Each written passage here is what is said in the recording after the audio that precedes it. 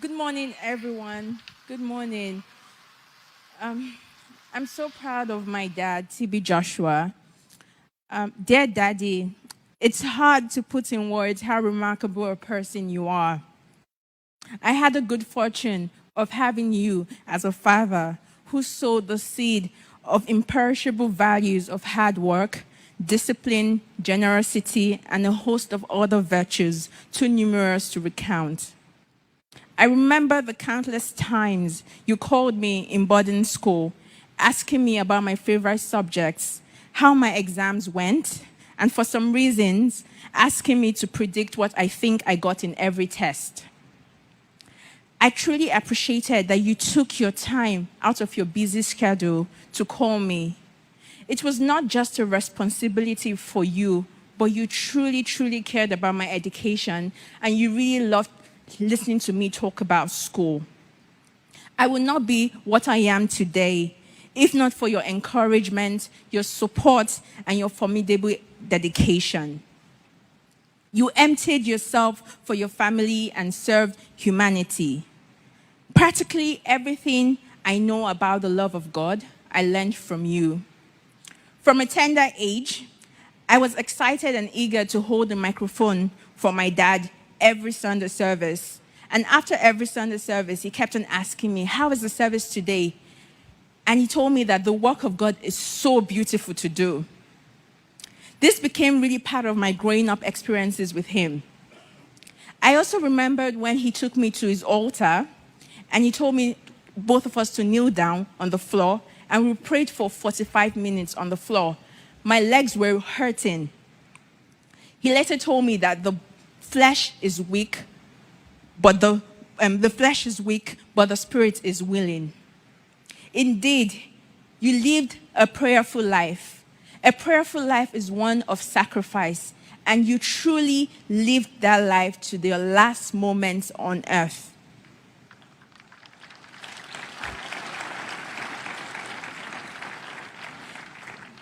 I am in awe of your love and fear of God.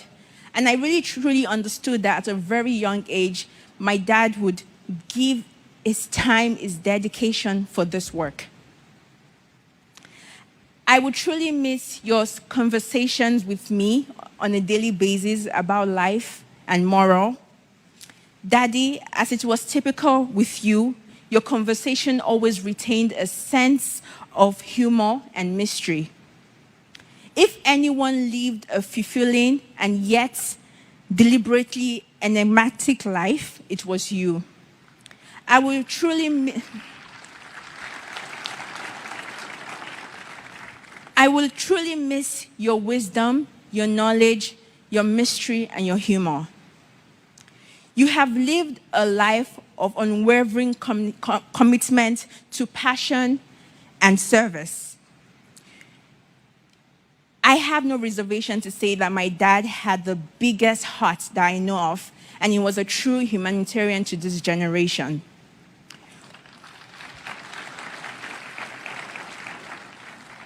What a feat you have left for all of us to live up to. I'm still surprised to hear about all the condolence messages from people around the world concerning your compassion. Even some people I've never met in my life, they all testify to your compassion and your humility. What a life you lived, such a legend and an exemplary light.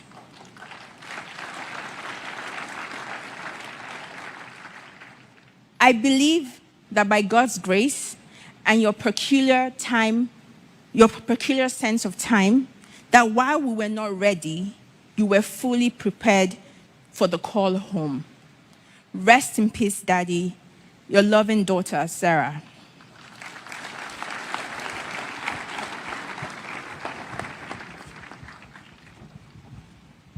Good morning, everyone. My name is Promise Joshua, and here's my tribute to my dad.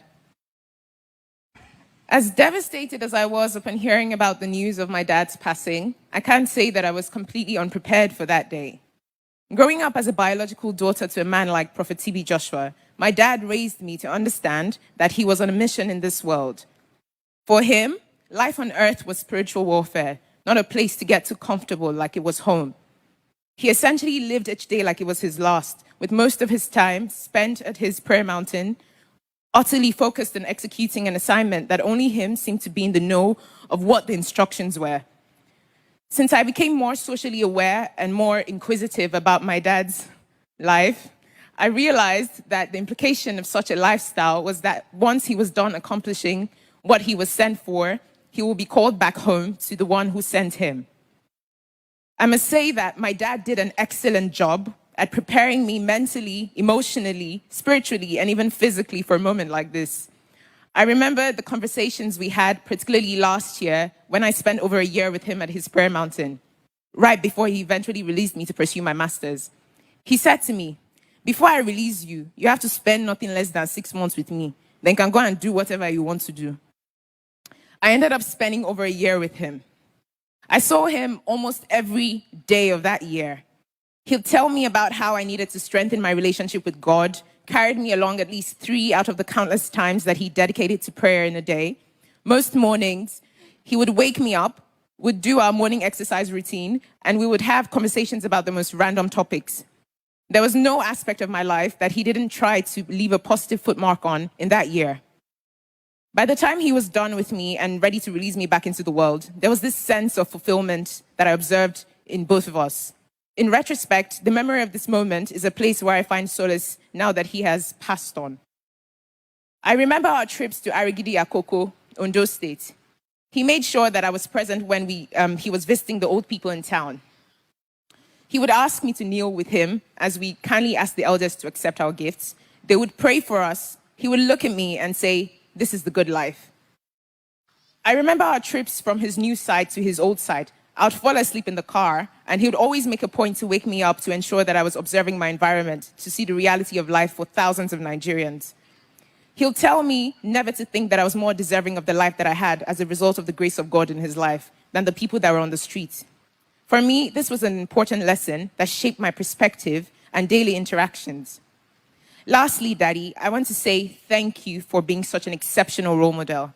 Your life is a living testimony of how God can raise a young boy from an underprivileged background with so much passion and zeal for God's work and use him in extraordinary ways.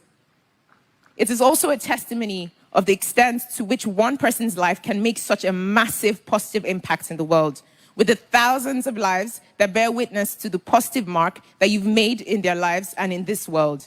I'm so proud to be your daughter, Daddy. Till we meet again in heaven, Dad.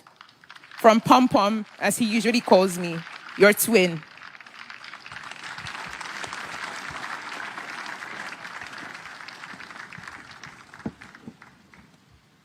Hello, everyone. I'm Hart. I'm Prophet TB Joshua's daughter, and I would like to start by thanking everyone for coming out and celebrating my father's beautiful life. On that dreadful day, the 5th June 2021, my father, Prophet TB Joshua, departed this world to join his father in heaven, and it hasn't been the same for me again.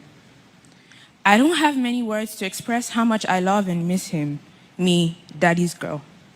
From a tender age, he showed me that his love for me was immeasurable, and I will forever love him for that. In the world where men were seeking fame, my father had a dedicated group of men, women, boys, and girls who loved the very ground which he walked on. He was clean in heart, in body, and mind, and I shall never forget the special smile, caring heart, and forever warm embrace. Knowing that I had someone who I could call on anytime and pour out my all to was one of the greatest parts about having a mighty man as a father. My father was an extraordinary person. He was not only the best role model, but he volunteered in his free time. He wasn't okay with only being a wonderful father, but he gave back to the world and helped those who were in need.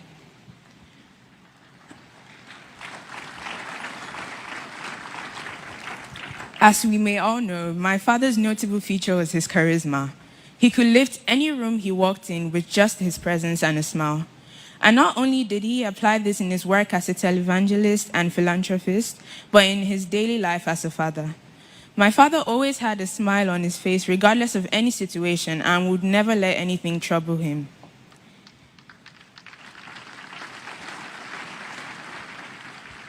He was a jovial man, full of fun and laughter. He played uncountable jokes with me and my sisters, and sadly is leaving a hole in our hearts, which no one can fill. One of my favorite memories with my dad was the time when he got me my first bike. I was elated and bouncing with joy. I had been pressuring him countless times for a bike, but he pushed me aside, so I guessed he didn't want to get it from me. I tried my best to make him aware of the fact that I was angry by making odd faces in front of him. He was provoked by the fact that I was provoked by the fact that he would hug me irrespective of the tantrums I threw and still show me all the love and attention he did.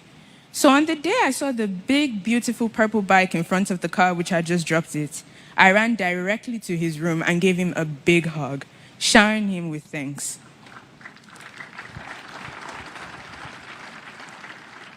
I cherish every moment I had with my father, and I know he's smiling down at us right now.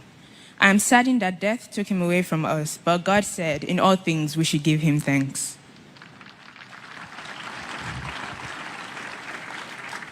His death has left a scar in our hearts, but his legacy will stand in our lives. I feel so grateful to have had as much time as I had with him, and I will always remember having the most ambitious and remarkable father. My father was the most important person in my life, and I feel heartbroken to no longer have my father and spiritual figure with us. His memory will not only carry on in my heart, but in the hearts of everyone lucky enough to have known a delightful and astonishing man like Prophet TB Joshua. I am confident that we will meet at the feet of Jesus on the resurrection morning.